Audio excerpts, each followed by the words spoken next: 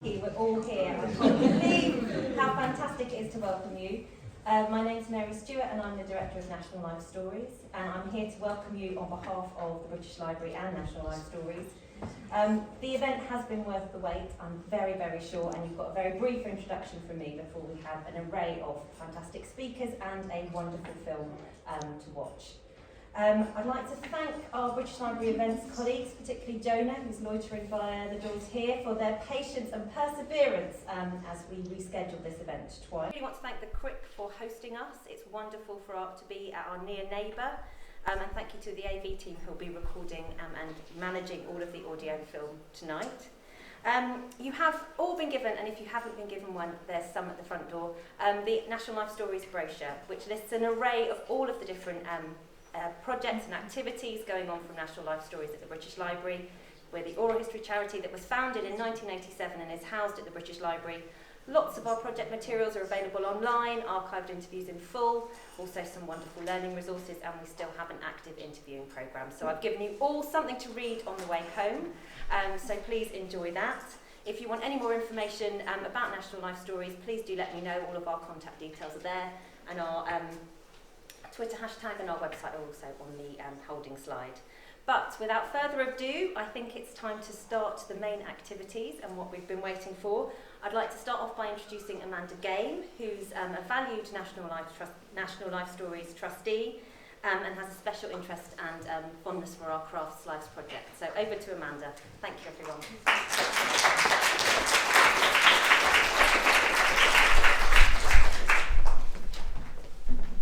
Thank you very much, Mary. My role tonight is to give you a quick but very focused pitch for Crafts Lives at National Life Stories, and then introduce Suzanne Joinson, who is doing some research based on that archive. But tonight we are being introduced to and are celebrating the life and work of the innovative British textile artist and weaver Anne Sutton. You can hear more of Anne's life story online after this event, as between 2002 and 2004, Anne was interviewed by Hawksmoor Hughes for the Crafts Lives archive at National Life Stories. Crafts Lives was initiated in 1999 by Tanya Harrod, a long-term scholar of craft, in collaboration with the founder of National Life Stories, Paul Thompson, and with the subsequent help of Rob Perks, the then, following Paul, director of National Life Stories. Between 1999 and 2018, over 160 long life interviews were conducted with makers in fields as varied as textiles, ceramics, glass, bookbinding, furniture, metalwork and jewellery. What you will hear tonight about Anne in these different forms, from Suzanne and from the film, how her knowledge connects and reflects so many important aspects of art, industry and society, is wholly reflected further within this archive of makers' voices. For example, one can hear about the importance of open borders to innovative practice in an extraordinary early interview undertaken by Harrod herself about the life and work of the jeweller Gerda Flockinger, who came to Britain in 1938. Or you can hear about the creation of an object that symbolised political change in a different way, as silversmith Michael Lloyd talks about his work on the Scottish mace for the newly inaugurated Scottish Parliament. In 2018, the trustees of NLS paused the Craft Live interview programme to research and develop new ways of funding and disseminating these voices in the future. Crafts Lives have benefited over this period from nearly 300,000 from many generous funders, including the Keatley Trust, the Rousing Trust, the Jerwood and the Goldsmiths Company. But of course, COVID and economic downturns have created new hurdles for the project. However, plans are emerging to create a new web resource, working title Voice of the Maker, within the British Library Digital Science Resource to highlight Crafts Lives and disseminate these voices that are so important. Additional funds, now listen closely, for this are now being sought. Please contact Mary after the event or by email to hear more and find out how you can help. NLS and Crafts Lives also benefited from the long-term support from the art and crafts patron Sir Nicholas Goodison, who chaired NLS from 2003 to 2015. The NLS £5,000 Goodison Fellowship encourages research into and dissemination of many aspects of NLS collections, and it was named in his honour. The 2020-2021 Goodison Fellow is Suzanne Joynson, here on my left, who joins us tonight. An award-winning writer, reader in creative writing at the University of Chichester, published novelist and regular writer for the New York Times and The Guardian, Suzanne has a strong interest in the interconnections between the lives and works of artists. This is being developed with this fellowship by exploring the life narratives of 3 female artists, all based in southern England, all recorded by NLS: Juliet Panet from Artists' Lives, Barbara Mullin and Anne Sutton from Crafts' Lives. Suzanne, you will now tell us a little more about your research, your interest in Anne, and the importance of this interview process. Thank you. First of all, thank you, Mary and Rob and everyone here for inviting me along. And it's amazing to see such a spread of people interested in Anne's work. I have had the great pleasure of ferreting about in the sound archives, listening to Anne's stories.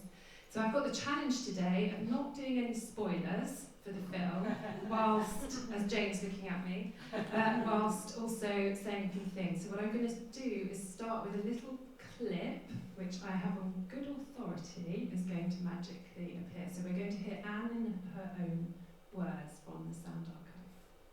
I went up to Attingham Park, which is near Shrewsbury, for a conference. It's very lonely working as an independent craftsman or artist, really. We all wanted to meet others, and so we would go to conferences organised by the organisations.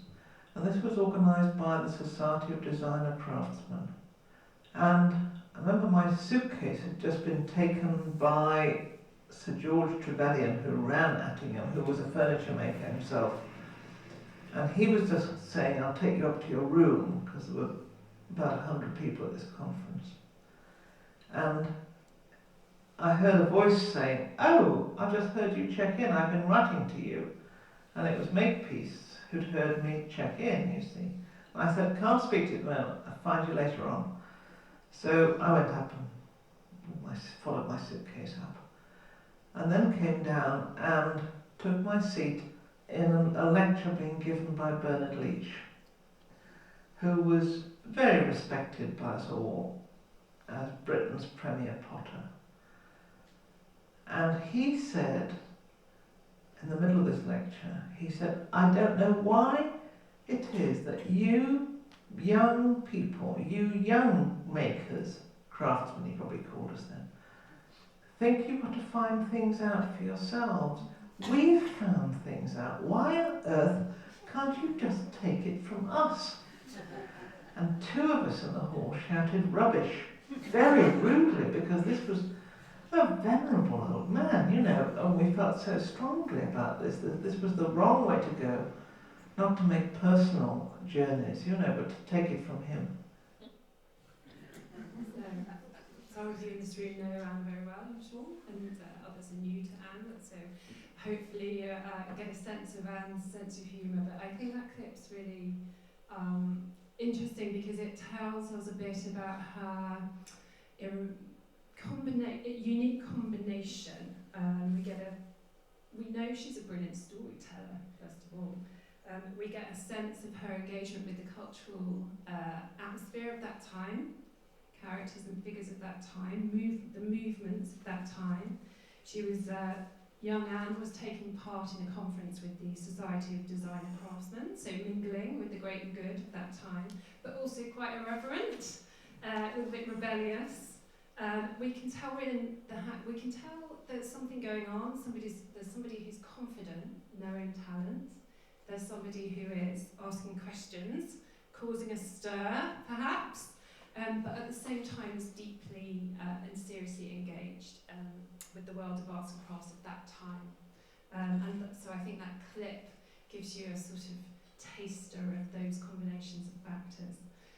So the National Life Stories Archives is a phenomenal resource. So if you're working on or thinking about or exploring a particular, in this case, craftsperson, the methodology of the National Life Stories is unrivaled in terms, I think, in terms of biographical information. So each interview will be 8 to 15, am I right, Mary? So 8 to 15 hours, so really quite in-depth and long. And the methodology is to start with talking about grandparents. So in Anne's case, it's her grandmother in Stoke-on-Trent, I think. And then move chronologically through. But of course we know memory doesn't work in a linear way, so we'll be dipping and diving, we'll be thinking about the family relationships, but also education, the art movement, the kind of, and I say this knowingly, the tapestry and the weaving of the sort of combined factors that go into making a successful, or even not so successful, but not in the case of Anne, successful artistic life. So, you know, the commercial side of things, what it takes to be an artist, what it takes to have a lifetime of working in the arts, what it takes to survive, what it takes to be a female artist, geography in the provinces of England at certain points in history and time, what that means. So the magic of these interviews is that the whole thing is kind of connected, and it gives you a multi-dimensional feel to the story. So for me, as a writer and a researcher, it's just time travel mixed in with this rich sense of depth. And of course, the story's unfolding in Anne's own words, which is a magical thing in itself. What I found that I could do in terms of using these archives is I could create maps. So for example, I would listen to Anne talking about what she was doing in the 60s, which might mix from who she was hanging out with to a particular art show of that time, what she was selling. And the commerce of art mixed with the domestics of life for me is very fascinating. I find the connection of those two things very interesting. So for example, there'll be a section where she's talking about the book she's publishing, so the structure of weaving in 1982 and ideas in weaving in 1989, now recognised as seminal texts in weaving, sold globally, pioneering in those senses, and I can map those textbooks to the exhibitions that she had, to the catalogues and all the ephemera.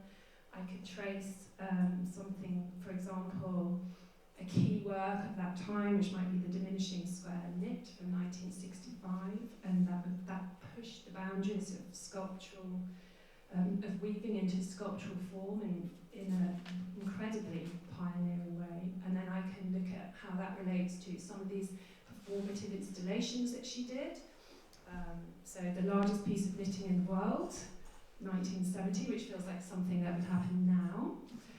The largest, fastest weaving in the world also feels like something that would happen now, 1984. And there's a timelessness and a brilliance to these things, and how they link to something more recent from 2021, a piece called Diminishing Lines. So there's a kind of there's the added advantage of longevity, I suppose, and we can map across, but to draw on the voices and Anne's own memories and stories connected to the trajectory of her artistic output and life, to use that horrible word, output, is really fascinating and interesting. So, having researched Anne's archives and working on them, and having the privilege of hearing her memories and how she spent, and having spent time in her company, I feel like her stars are aligning at the moment. And it seems like probably a lot of you in here would think the same. The themes include weaving of life and art. Sorry, Tizo, weaving again, it just keeps coming into my head. The weaving of life and art together. The teaching life mixed with the artistic life, I think is very interesting. People who have roles, people like Anne who have roles in education, spreading mentorship, skills, not just through text but also as a teacher. Navigating the shifting trends, such as, in the worlds of craft and revival, textile arts, visual arts. And then latterly, correlations between ageing and legacy, thoughts around legacy and creativity. So all of these for me, and hopefully all of you here, all combines to create a very profoundly inspiring story. And so I highly recommend you go and listen to the National Life Stories archives, and in particular, but all of them, they were wonderful. And so hopefully I'm on time, yes. So it gives me great honour to introduce the screening of this wonderful documentary, My Bones Are Woven, directed by Jane Moat and Joshua Kershaw. And I just want to say before we start that at the end, Jane is going to be in conversation with Anne Cox from the Tate, and it's going to be a discussion, Q&A, so please, we look forward to that. Thank you. Over to the screen.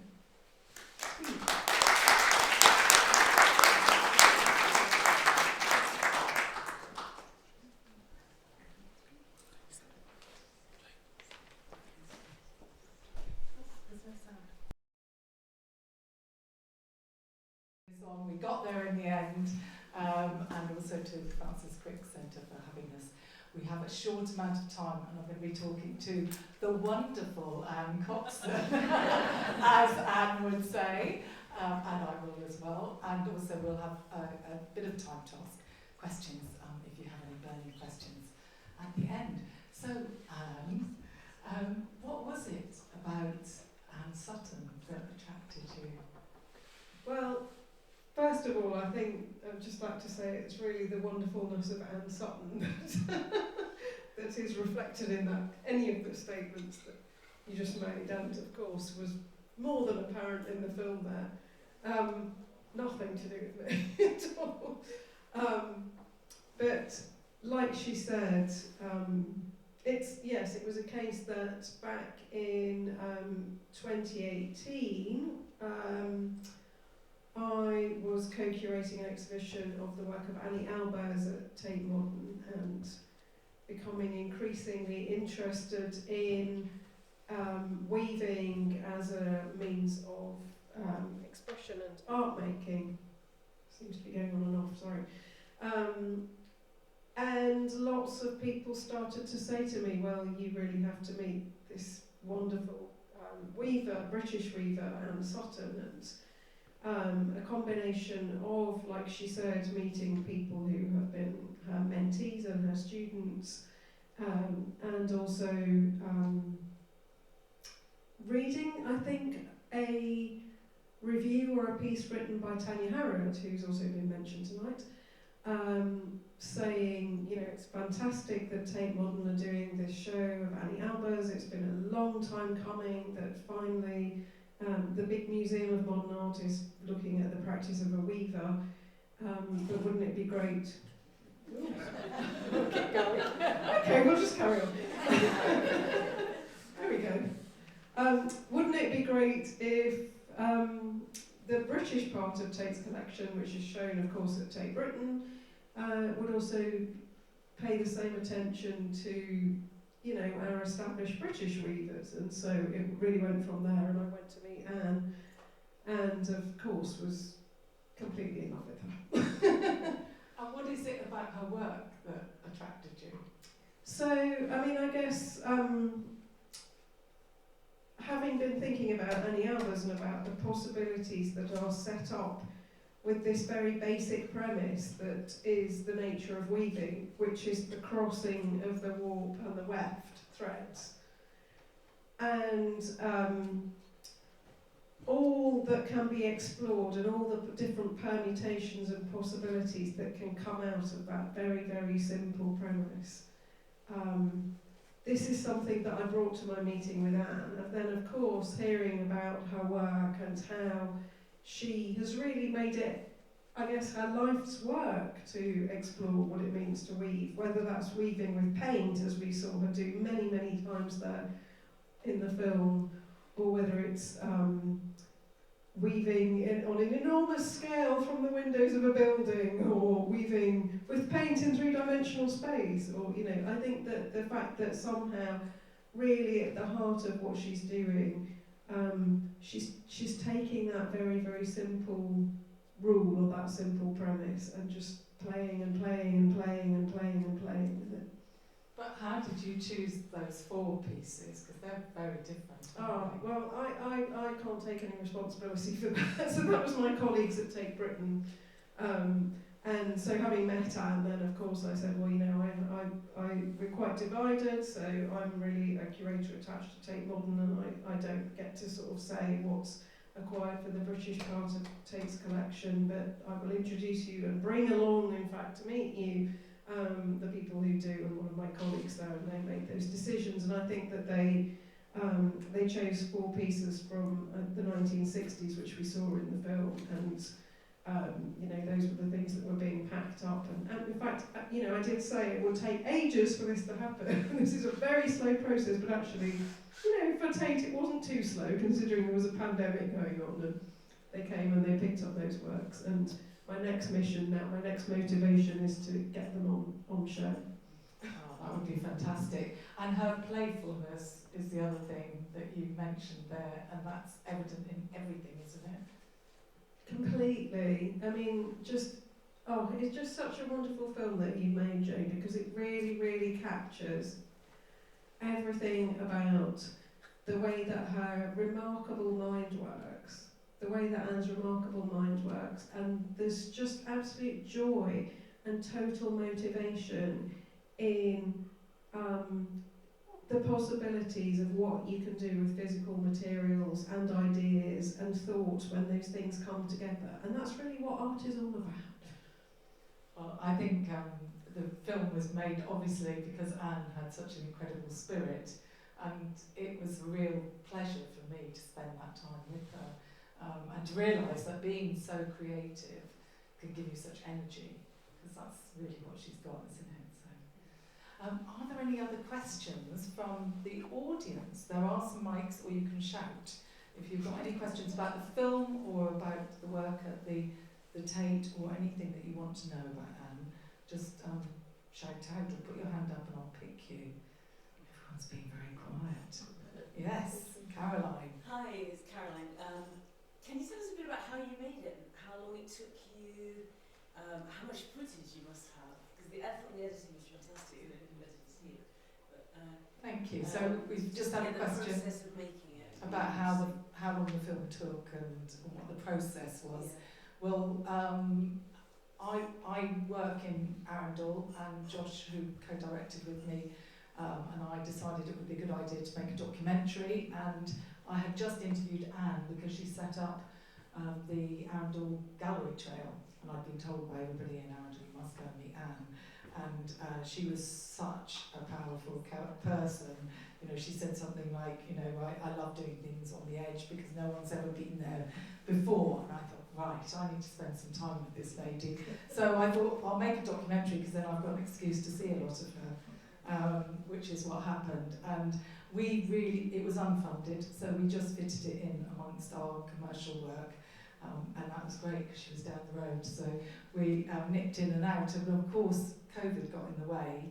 So it took just over 2 years, and I think it's a moment in time. I'm so glad, and I would say to anybody who wants to tell stories, whether they're oral histories or otherwise, to do it now, because that moment has gone. Really, we had that moment where you know, there was a lot of opportunity to access Anne and to be in there, and you know, there was an energy to it all, and you can see how things change so quickly. And so I'm really glad that we did what we did when we did it. But I saw Anne last week, and she's still going up to the studio without stairlift yet, and she is firing on all cylinders, and she's just amazing. So I would love to have kept going, to be honest, but I had to get out of her life finally. Well, on film terms, not otherwise. Any other questions? Yes, the lady next door, Jane. There's a mic coming for you. I was really interested in this more technical decision that you must have made not to name people as one normally does. If it's a news report, their name will flash up across the screen, it gives a name and who they are in relation to Anne. And I thought, oh, now why is Jane doing this? And then I thought, you gave credit to all the names at the end, and I thought, are you trying to weave these people in and out of her life in the way she weaves everything in and out of her life? She just takes people, she takes things, she takes bits of wood, she takes Kit Kat wrappers, whatever's available, and makes something of it. And I just wonder what your thinking was about that. I think I didn't want it to be a biography. I didn't want it to be a very sort of talking head standard biography. I wanted it to be a story, and I think what you said about capturing her essence, that's what I was trying to do, and I didn't want to be interruptive by introducing people and being formal. I suppose the only time we did that a bit more was in Shetland. I wasn't actually able to afford to go to Shetland because it was the middle of summer, so Josh went on his own and had to do the interviews as well there. But Anne did actually film for us en route as well on the ship, because the other thing I wanted to show was just how modern she is. I mean, she's always used the latest thing. You know, she's there on her iPhone doing the photograph. She's straight in during COVID times. Did she have a TikTok account? Probably. I mean, she certainly is on Instagram and Facebook, and she'll be catching up on all of this on all of those platforms. So, you know, it's I wanted it to feel as natural, as much of, you know, a snapshot of a moment in time in her life. And I don't know, Anne, from meeting her, whether you think that represents how she is when you meet her? Yeah, 100%. I mean, I think all those of us I'm seeing people who, you know, are in the film, in the audience here, and people who she knew or knows and continues to see, and, you know, you really get a sense of exactly that's what, you know, like, brought back to me memories of being in the studio with her and just seeing her in her creative world, in her creative environment, and everything about her, it comes through the things that she surrounds herself with, as well as the things that she says, and the way that she is, and the way that she lives, and all of this, I think you just captured so brilliantly in the film. Thank you. I say it was a privilege, and I think all of us have those times where we think about getting older, and then you meet Anne, and you think, just don't even think about it, just get on with life. And she certainly left me with that impression. Are there any other questions from the audience? Yes, the lady in the middle. I think they're going to bring a mic, if you don't mind. It's just coming now. Hi, lovely film, thanks. It's sort of perhaps a question for Anne. The pieces that have been bought by Tate Britain were from the 60s. And my question is, why didn't Tate buy the 4 pieces in the 60s? Yeah, well, I don't think I was even born yet, so no, I get the point of your question. It's actually a good question, because it has taken a very long time, I think, for museums of modern art to get beyond this kind of classification of art as being something to do with painting and sculpture, and, you know, I mean, you can see how absolutely, you only have to watch the first 5 minutes of that film to see how absolutely ridiculous that is, really, with somebody who is a creative individual and who doesn't care whether it's a Kit Kat wrapper they're using or a piece of, you know, plasticized paint or whatever it is, the creative endeavour that they're engaged with, and the rules they're setting themselves and the questions they're answering through playing with materials and media are all part and parcel of the same thing. And so I think a thing that I believe quite strongly and quite passionately is that, you know, it and actually that many contemporary artists now are also you know, coming to the same conclusion and really opening things up and getting rid of those old traditional classifications and boundaries. And so I think, to answer your question, why has it taken so long? I don't know, but I mean, you know, isn't it time that we just see creative practice as creative practice, whatever that may be? And, you know, I mean, I suppose one could also say, I could sit here and say, well, Anne Sotton's in the Tate collection because she was taught by Kenneth Martin and Mary Martin, and there's a relationship between them and British constructivism and blah, blah, blah, blah, blah. But actually, I don't want to say that because I want to say, isn't it just that she's a great artist? You know, she's just a very interesting and creative and joyful and the kind of artist who makes you see the world in a different way and brings something of the essence of herself to the world. What a great place to end on.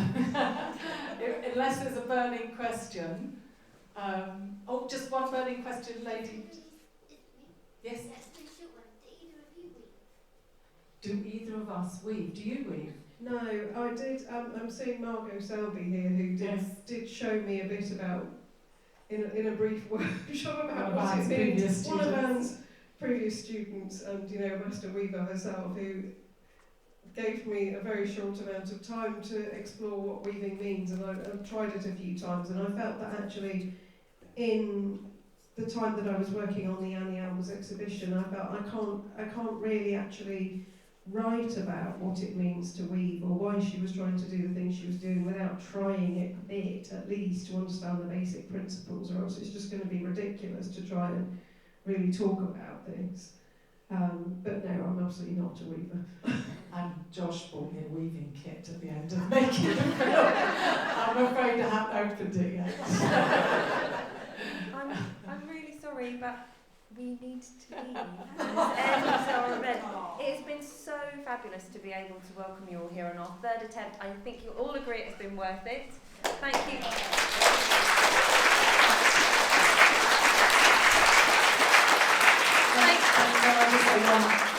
Thank you to Connor as well, who's here, who actually did all the post-production. Oh, fantastic. Thank you, Thank Connor. you, Connor. Thank you to the Crick. Thank you to you all. We need to leave promptly so that we can keep a good relationship with our neighbours. Please take all your cups and anything you've got with you and leave it on the table outside. Take an NLS brochure and go home and listen to lots of Crafts Lives interviews. Thank you very much indeed, everyone.